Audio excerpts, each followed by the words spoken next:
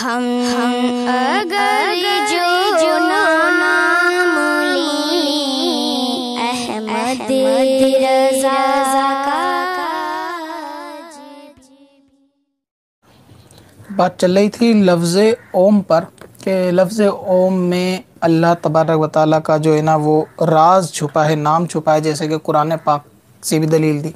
कि लफ्ज़ ओम कोई अलग नहीं है, ये भी परवरदिगार का नाम है। और ये एक फ़िरका यानी यूनुस गौहर शाही के नाम से गालिबन है। और मुसलमान जो है ना इससे वाकिफ़ है कि ये शख्स जो है ना मुसलमानों का अकीदा नहीं रखे हुए, और क्योंकि ये भी एक किस्म का जो है ना वो गुमराह शख्स है। और लिबास भी इसका जो है ना वो मुसलमानों वाला नहीं है, कलाम भी नहीं और अकीदे भी नहीं है। और ऐसों के कहने में कुछ ऐसे ही इनके यानी ख़ास चमचे जो है वो कहने में इनके आते हैं, चाहे वो वीडियो शेयर करने में हो या कमेंट में हो, ये उन्हीं लोगों को जो है ना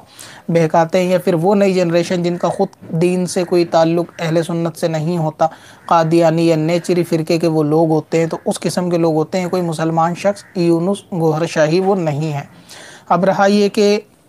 एतराज़ ये किया गया कि जी अल्लाह जो है ना वो हज़रत आदम अलैहिस्सलाम ने जब अंगूठे चूमे तो उनको जो नूर नज़र आया तो उसके अंदर पहले अंगूठे में अलिफ़ और दूसरे अंगूठे में मीम दिखा, अलिफ़ और मीम मिलकर ओम हो गए। इसी तरह एक दलील जो है ना वो कुरान से दी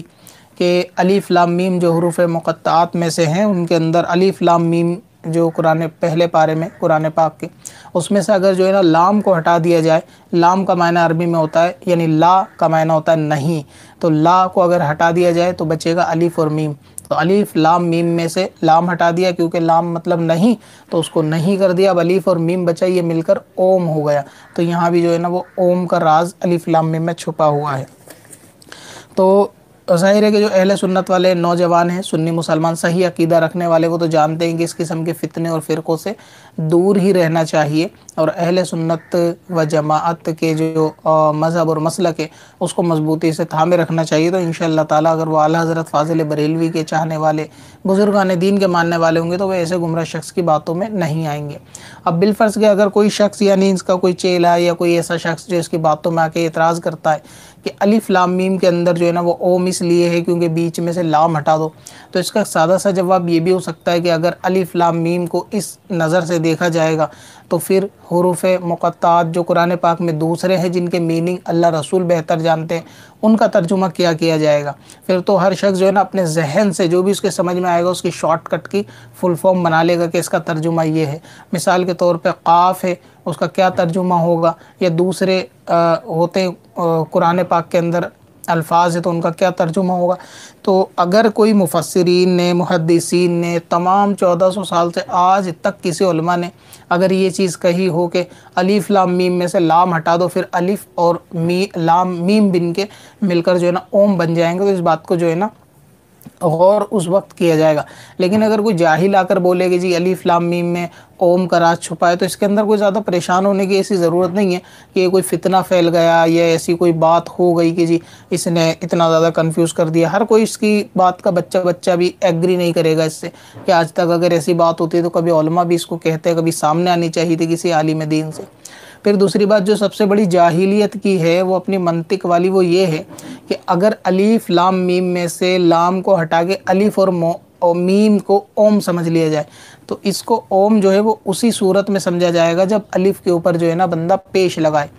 तो अब अलिफ़ के ऊपर वहाँ पेश तो लगा हुआ नहीं है कुरान पाक में, तो बंदे ने अलिफ़ लिया, मीम लिया, पेश अपनी इमेजिनेशन से उसके ऊपर लगाया, पेश लगा के बोला कि अलिफ़ मीम ओम।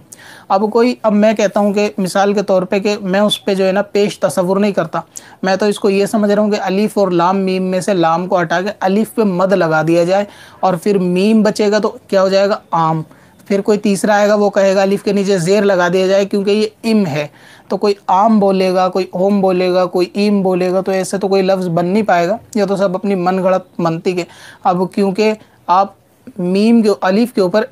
पेश का इमेजिनेशन करने के बाद उसको ओम साबित कर रहे हो, तो ऐसे तो मैं भी फिर अलिफ़ के ऊपर जो है ना मद का इमेजिनेशन साबित करके उसको आम कहूँगा कि आम जो है उसमें अलिफ़ लाम मीम का असल मायना लाम को हटा दो, और ये क्योंकि लाम का मायना नहीं होता है तो उसको हटा दो, फिर बचा अलिफ़ और मीम, अलिफ़ पे मद लगा दो।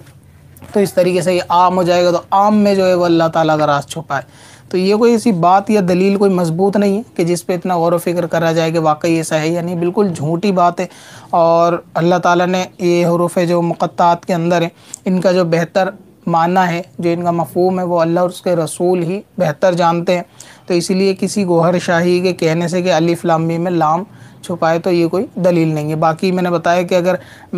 पेश ना लगा कर बंदा मद लगाएगा तो भी इसके ऊपर आम लफ्ज़ हो सकता है। तो अब ये जो मैंगो वाला आम होता है, ये वही वाला आम बनेगा, तो क्या इसमें भी अल्लाह ताला का राज छुपा है आम के अंदर? तो ऐसा तो हर आदमी अपनी अपनी इमेजिनेशन लाएगा हरूफों के अंदर अपनी अपनी मर्ज़ी से कि लाम हटा दो, एन जोड़ दो, मीम जोड़ दो, स्वाद जोड़ दो, तो ऐसे घटाना बढ़ाना तो लगा ही रहेगा। कोई ऐसी पावरफुल दलील नहीं है और बाकी आदमी गुमराह, इसके अंदर भी कोई शिकवा शिकायत वाली बात नहीं है।